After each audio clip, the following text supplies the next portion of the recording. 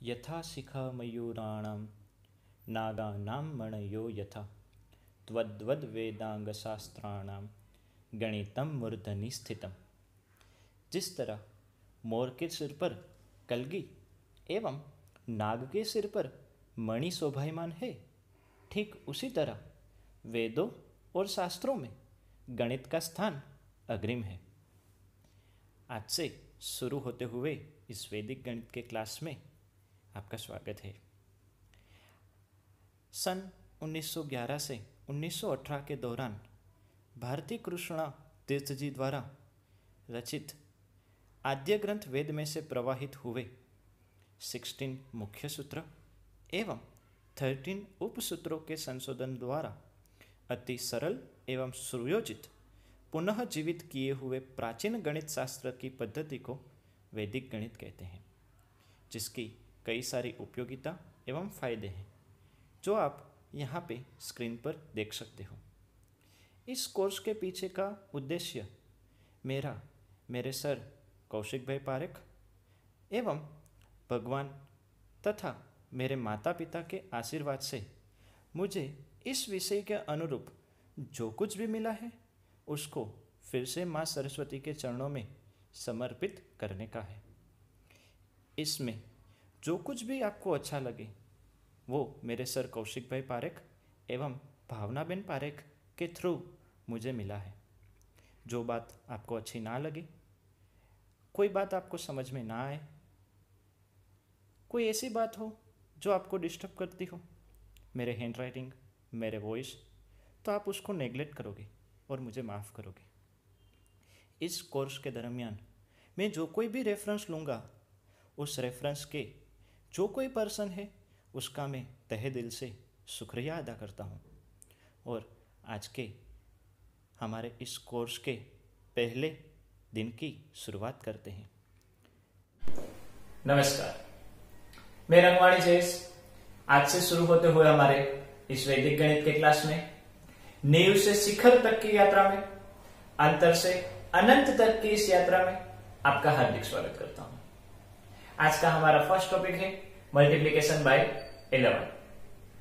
उसके साथ साथ 11, 111, 1111, इन शॉर्ट कितने भी 1 दिए जाए उसका मल्टीप्लाई किसी भी नंबर के साथ करना, with carry forward, without carry forward, और उसका स्टैंडर्ड फॉर्मेट जिसमें आपको कुछ याद रखने की जरूरत नहीं पड़ेगी, वो किस तरह से होता है वो देखेंगे। शुरुआत हम 11 के साथ करते हैं। समझो आपको मल्टीप्लाई करना है 52 का 11 के साथ। हम क्या करेंगे, रेगुलर मेथड जो है वो हम कर सकते हैं, लेकिन 11 के साथ मल्टीप्लाई की एक शॉर्टकट क्या है कि यहां पे जो 2 डिजिट दिए गए हैं उन दोनों को अलग करो। मीन्स 5 एंड 2 को हमने अलग किया और दोनों को जोड़ दो, मीन्स उसका प्लस करो। 5 + 2 7, आपका आंसर आ गया। समझो हमने एक और एग्जाम्पल लिया, 81 का 11 के साथ मल्टीप्लाई करना है। हम क्या करेंगे, 8 और 1 दोनों को स्प्लिट करो, अलग करो। हमने यहाँ पे 8 और 1 को अलग किया और अलग करने के बाद दोनों का प्लस कर दो। 8 + 1 9, हमारा आंसर आ गया। एक और एग्जाम्पल लेते हैं और फुल्ली क्लियर हो जाते हैं कि कैसे होता है। समझो मल्टीप्लाई करना है 54 का 11 के साथ, तो क्या करेंगे, 5 और 4 दोनों को स्प्लिट करो, अलग अलग लिखो, मीन्स 1 प्लेस पर और 100 की प्लेस पर लिखो और दोनों का प्लस कर दो। 5 + 4 9, समझ में आ गया? गुड। 2 डिजिट लिए, समझो 3 डिजिट होते तो, 4 डिजिट होते तो किस तरह से करते हैं देखते हैं। हमने एग्जांपल लिया 1 2 3 का 11 के साथ। ट्रेन देखिए ना, ये हमारा इंजन है और ये लास्ट का डिब्बा है। लास्ट के डिब्बे के पीछे क्रॉस किया होता है, वाई सर्च आउट करता हूं। ये 3 जैसे है वैसे ही लिखता हूं, मीन्स लास्ट का डिब्बा जैसा था वैसा। लास्ट का जो डिब्बा है उसके साथ आगे वाला डिब्बा ज्वाइंट होता है कि नहीं, बस वही करना है, दोनों का प्लस कर दो। 3 का एडिशन 2 के साथ मीन्स 5, 2 के साथ कौन जुड़ा है? 1। 2 + 1 3 और 1 जैसे थे तैसा, मीन्स इंजन का डिब्बा ऐसा है। हमारा आंसर आ गया। ये बड़ी सी ट्रेन बन सकती है, देखते हैं। 3 1 4 2 5 मल्टीप्लाई बाय 11। तो ये लास्ट डिब्बा जैसे का तैसा, मीन्स 5। 5 के साथ कौन जुड़ा है? 2, तो 5 + 2 7। 2 के साथ कौन जुड़ा है? 4। 2 + 4 6। 4 के साथ कौन जुड़ा है? 1। 4 + 1 5। 1 के साथ 3। 1 + 3 4 और 3 के 3। पता चला ना फ्रेंड्स किस तरह से हो रहा है? एकदम इजी मेथड, 11 के साथ मल्टीप्लाई करने की एकदम इजी मेथड। इस तरह से आप 2 डिजिट हो, 3 डिजिट हो, 4 डिजिट हो, 5 डिजिट हो या इनफाइनाइट डिजिट हो, अनंत डिजिट हो, आप 11 के साथ इस मेथड से मल्टीप्लाई कर सकते हो। ये जो हमने सम देखे, ये हमारे वैदिक गणित का विलोकनम सूत्र, उसका यूज करके किया है। विलोकनम यानी ध्यान से निरीक्षण करना, अच्छे से देखना और माइंड में ही कैलकुलेट करके आंसर लिख देना। यहां पे अलग कोई भी कैलकुलेट करने की जरूरत नहीं है और हमारा आंसर इजीली आ जाता है। दूसरी चीज कि ये यहां पे हमने जितने भी डिजिट लिए हैं उस सभी का सम 9 से ऊपर नहीं था। मीन्स ये जो सम है वो विदाउट कैरी फॉरवर्ड है, मीन्स यहां पे कोई भी कैरी नहीं है। 2 डिजिट का सम 9 या 9 से कम होता था। अभी हम एग्जांपल लेते हैं कि अगर पास पास वाले डिजिट का हम प्लस करें, तब अगर आंसर 9 या 9 से ज्यादा हो, मीन्स 2 डिजिट में आए, तब क्या करना है? तो चलो हम देखते हैं। अभी हम देखते हैं कि अगर बीच का जो हम सम कर रहे हैं वो 2 डिजिट में है, तब क्या करना चाहिए? लाइक हमने एग्जांपल लिया 75 का मल्टीप्लाई 11 के साथ। जब आपको 75 का मल्टीप्लाई 11 के साथ करना है तो यूनिट डिजिट जैसे का तैसा 5 का 5, आगे जैसे सीखा था ऐसा ही, इन दोनों का प्लस, 5 + 7 12, 12 का 2 1 कैरी। यहां पे 12 में 2 डिजिट आए तो हमने वंस लिखा, मीन्स 2 लिखा। जो टेंस में 1 है उसको हमने क्या किया, जो उसके बाद वाला स्टेप है, नेक्स्ट स्टेप जो है उसमें हमने ऐड कर दिया। नेक्स्ट स्टेप क्या है? 7 का 7 हम रखते थे, लेकिन यहां पे 1 कैरी है तो 7 + 1 8। आपका आंसर आ गया। यस फ्रेंड्स, ये आपका फाइनल आंसर है। एक और एग्जांपल लेते हैं। समझो आपको 56 का मल्टीप्लाई 11 के साथ करना है। 56 का 11 के साथ मल्टीप्लाई करेंगे 6 जैसे का तैसा। बाद में क्या करेंगे? इन दोनों का प्लस, 5 + 6 गुड 11 का 1 कैरी और ये 5 और 1 कैरी मीन्स 6। तो इस तरह से हमारा 56 का हम मल्टीप्लाई 11 के साथ करें तो आंसर आ जाता है। तो इसी तरह ये तो हमने 2 डिजिट ली, समझो 3 डिजिट हो, 4 डिजिट हो, 5 डिजिट हो। आगे जैसे हमने विदाउट कैरी फॉरवर्ड में किया था, same rule with carry forward में करना है। लेकिन अगर 2 डिजिट में आंसर आए तो वंस लिख दो और टेंस को उसके बाजू के स्टेप में जाने दो। एग्जाम्पल से ज्यादा समझते हैं। समझो मल्टीप्लाई करना है 33 4 5 8 9 का 11 के साथ, तो यूनिट फिगर जैसे है वैसे ही रख दो, 9 का 9।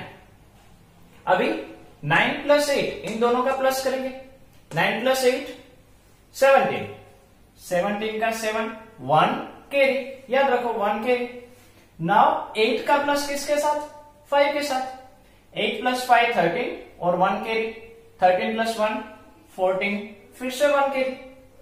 5 का सम 4 के साथ, 5 + 4 9, 9 + 1 10, 10 का 0 1 कैरी, 4 + 3 7, 7 and 1 कैरी मीन्स 8। यहां पे 3 के ऊपर कोई कैरी नहीं है तो 3 जैसा था वैसा। तो इस तरह से हमारा जो सम है उसका आंसर इजीली 1 लाइन में मिल सकता है। फ्रेंड्स, हमारी जो रेगुलर मेथड है, समझो हम एक एग्जांपल लेते हैं कि अगर 62 का 11 के साथ मल्टीप्लाई करें तो हम क्या करते थे, 1 2 2, 1 6 6, फिर यहाँ पे 0, 1 2 2, 1 6 6, फिर हम 2 8 और 6 लिखते थे। ये बड़ी प्रोसेस करने की यहाँ पे कोई जरूरत नहीं है। हमारी ट्रिक के मुताबिक 2 के 2, 2 + 6 8 और 6 के 6। फ्रेंड्स, ये जो मल्टीप्लीकेशन की मेथड है उसको कहते हैं गौमूत्रिका मेथड। यस फ्रेंड्स, मल्टीप्लीकेशन की इस मेथड को गौमूत्रिका मेथड कहते हैं। लेकिन वैदिक मैथमेटिक्स में जैसे हमने आगे कहा था वैसा ही विलोकनम इक्वेशन का यूज करके, विलोकनम सूत्र का यूज करके हम इजीली 1 लाइन में आंसर ला सकते हैं। Yes friends, only in 1 line. Question होता होगा कि भाई ये तो स्पेशल केस है, जब 11 के साथ मल्टीप्लाई करना हो तभी ये काम आता है, इसलिए झंझता नहीं, याद रखना पड़ता है। बट फ्रेंड्स, ये स्पेशल केस नहीं है। 7th स्टैंडर्ड मेंसुरेशन चैप्टर, उसमें क्वेश्चन दिया गया है कि अगर कोई 14 सेंटीमीटर रेडियस का सर्कल हो तो उसका एरिया कितना है। समझो वो 7th स्टैंडर्ड का वो जो क्वेश्चन है उसको आपको सोल्व करना है, तो आप क्या करोगे, area of circle is equal to pi r square लिखोगे। 14 सेंटीमीटर उसकी रेडियस है, मीन्स आर की वैल्यू 14, पाई की वैल्यू तो हमको पता है कितनी है 22/7, आर की वैल्यू रखेंगे 14 × 14। यस और नो? यस। अभी फ्रेंड्स आप इसको सिंप्लीफाई कैसे करोगे, आप डायरेक्टली यहां पे कट करोगे, 7 × 2 लिखोगे, 7 7 आए। आंसर क्या क्या रहा, 22 × 2 × 14। आगे आप क्या करोगे, 14 का 2 के साथ मल्टीप्लाई यानी 28, और 28 का 22 के साथ आप इस मेथड से ही मल्टीप्लाई करोगे कि नहीं।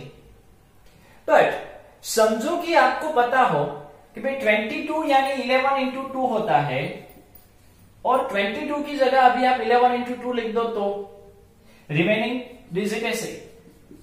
अभी सोचो, अभी क्या हुआ, means 2 2s are 4, 14 4s are 56, 56 का 11 के साथ मल्टीप्लाई करो।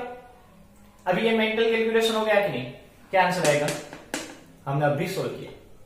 यस फ्रेंड्स, 56 का 11 के साथ मल्टीप्लाई डायरेक्टली आप माइंड में कर सकते हो।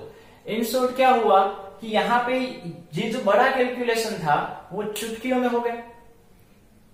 7th स्टैंडर्ड में आता है मेंसुरेशन, 8 में भी आता है, 9th में भी आता है, 10th में भी आता है, और आगे भी कितनी जगह आता है। कॉम्पिटिटिव एग्जाम में भी पाई की वैल्यू आती है। तो उस पाई की वैल्यू में 22/7 में 22 को स्प्लिट कर सकते हैं कि नहीं, हम 11 × 2 लिख सकते हैं कि नहीं। तो जरूरत है सिर्फ अवेयरनेस की कि जब इस तरह से कोई डिजिट आए तब हम उसको किस तरह से कन्वर्ट करें और उसका यूज करें, बराबर ना।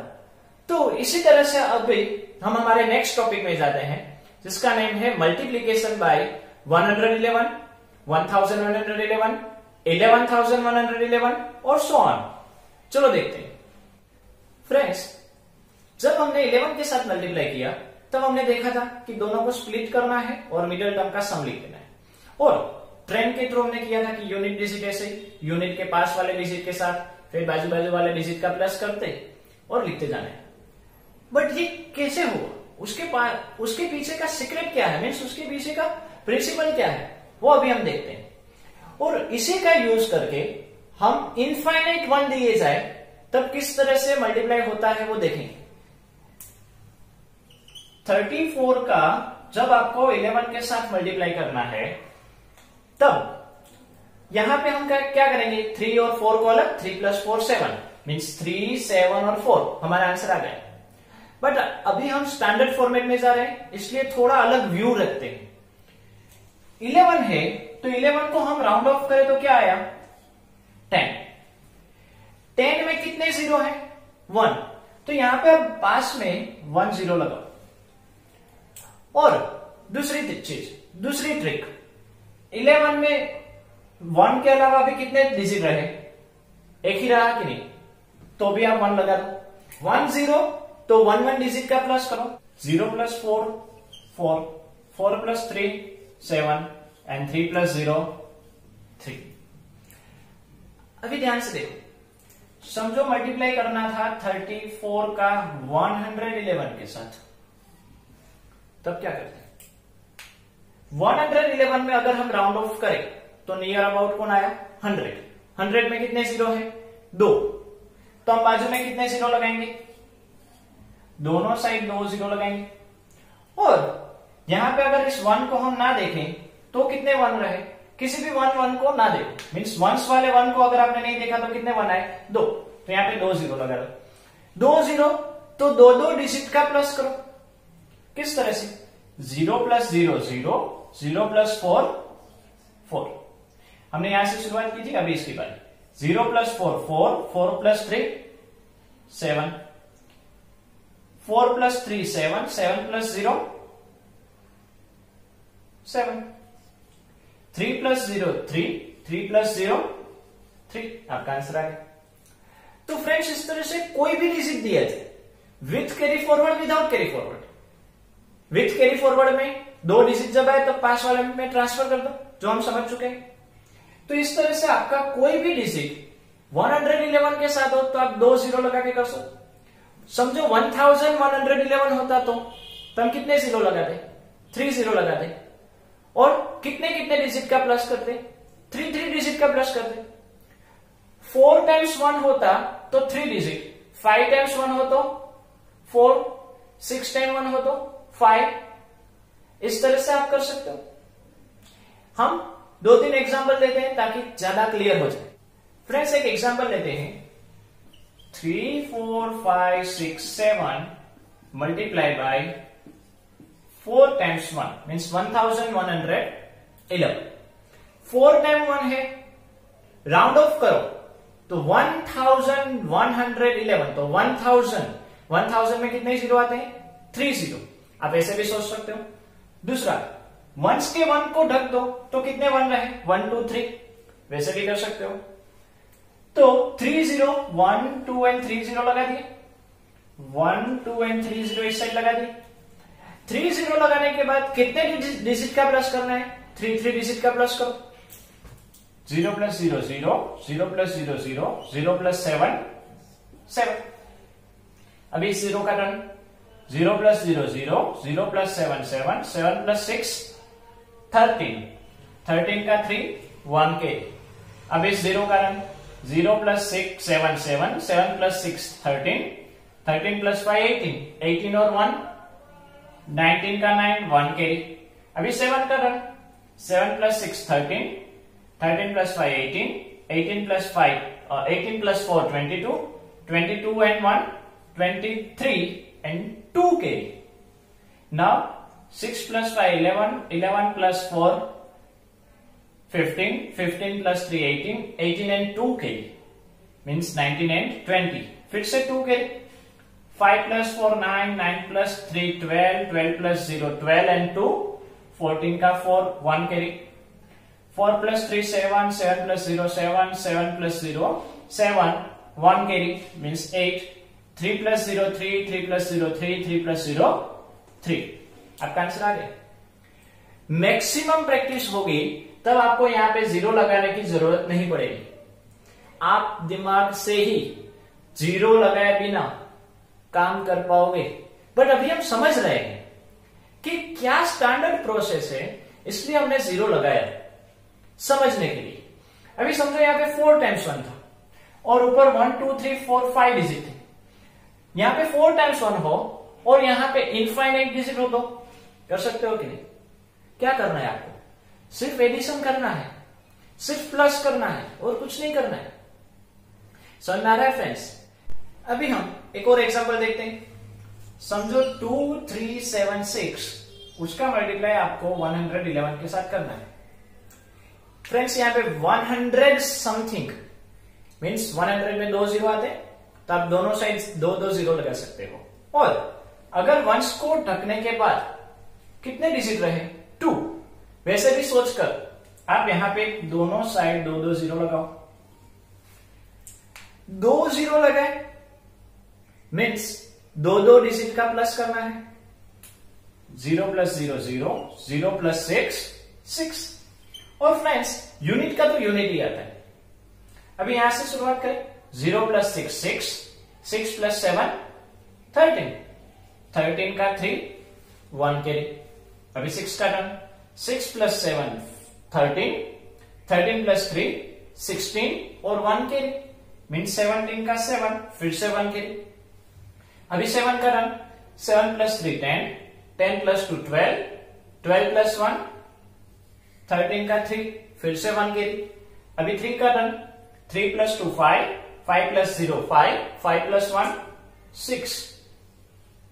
अभी 2 का रन। 2 plus 0 2, 2 plus 0 2। यहां पे कोई कैरी नहीं है इसलिए 2 ऐसे ही रहेंगे। इन शॉर्ट फ्रेंड्स इस तरह से यहां पे जितने भी 1 दिए जाए उसके मुताबिक आप काम कर सकते हो। फिर से एक बार रिवाइज कर ले। अगर 2 टाइम 1 हो यहां पे मीन्स 11 हो तो एक 0 लगाना है। 111 हो तो 2 0। 4 टाइम 1 हो तो 3, 5 हो तो 4, 6 हो तो 5। इस तरह से आप आगे बढ़ सकते हो। ऊपर फिर कुछ भी हो, ऊपर विथ कैरी फॉरवर्ड हो या विदाउट कैरी फॉरवर्ड हो, आप काम कर सकते हो फ्रेंड्स। यहां पे मैं एक एग्जांपल ले रहा हूं। ये एग्जांपल बैंक रिक्रूटमेंट 2007 उसमें पूछा गया है। In this quantitative aptitude book उसमें से आप रेफरेंस ले सकते हो। Page number 18 question number 94। Question क्या है? What is the answer of this question? Friends आप क्या करोगे? समझो कि यहां पे ये ट्रिक ना देखी होती तो आप क्या करते? हमने आगे देखा था वैसे हमारी जो रेगुलर मेथड है जिसको गौमूत्र का मेथड कहते हैं उसका यूज करके आप मल्टीप्लाई करते हैं ना।